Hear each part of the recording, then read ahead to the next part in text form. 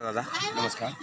मी आपला लाडका आमचा लाडका पत्रकार रेवण मोरे आपली मुलाखत घेत आहे. थोडक्यात रूपरेषा सांगा. बोला. तुम्ही निघाला कुठून? पंढरपूर. आता जायचं कुठपर्यंत? देहू. देऊ. येताना तुम्हाला काय अडचणी आल्या? अडचणी तर काहीच नाही. आज जवळजवळ ही दिंडी श्री बाळकृष्णभाऊ बोरकर दिंडी रत्ताफोडे 21 नंबर ज्ञानेश्वर महाराज पालखीच्या रथासमोर 21 नंबर दिंडी बाळकृष्णभाऊ बोरकर ही जवळजवळ 40 वर्षापूर्वी दिंडी आहे. आणि हे पंढरपूर एकादशी ते द्वादशीला द्वितीयाला देहूमध्ये पोचते दिंडी. जवळजवळ ह्या दिंडीमध्ये आत्तापर्यंत 300 ते 400 वारकरी पायी वारी करत असतात.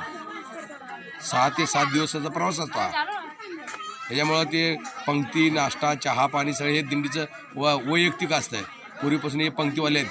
जवळजवळ 40 वर्षापासून हे पंक्ती देते ते लोक आणि सेवा मनोभावे करतात. त्यामुळं कुठंच अडचण येत नाही. आणि सकाळी एकदा दिंडी निघाली की सकाळी काकडा परत दुपारी नेमाचं भजन हरिपाठ परत काही निवडक अभंग असतात, काही संतांचे अभंग असतात. हे पूर्ण भजन सकाळी ते संध्याकाळी 8 वाजेपर्यंत संपूर्ण भजन चालू असतं.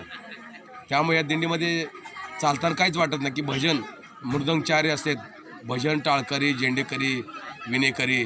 त्यामुळं लोकांना आनंद घेता येत आहे. वारकरी म्हणजे इंद्रियावर वारकर करणारा वारकरी. हो बरोबर आहे ना.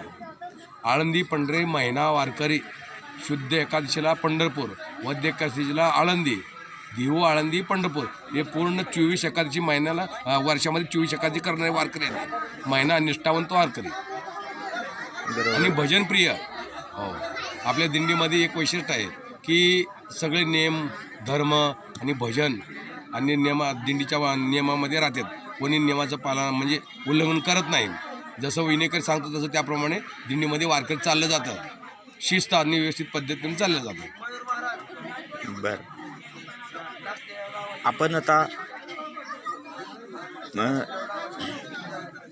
मुक्काम कुठल्या ठिकाणी? पहिला मुक्काम माळशिरस, दुसरा मुक्काम माटाची वाडी, तिसरा मुक्काम मूर्तिमोडवे, चौथा मुक्काम सासवड, पाचवा मुक्काम सांडले, पाचवा मुक्काम येरवडा नवी खडकी आणि 6वा मुक्काम तळवडे. हा होता ना सायन चौक म्हणजे जवळजवळ 40 किलोमीटर दररोज चाललं जातं. पहिले 3 टप्पे मोठे आहेत. माळशिरस, माटाची वाडी, मूर्तिमोडे.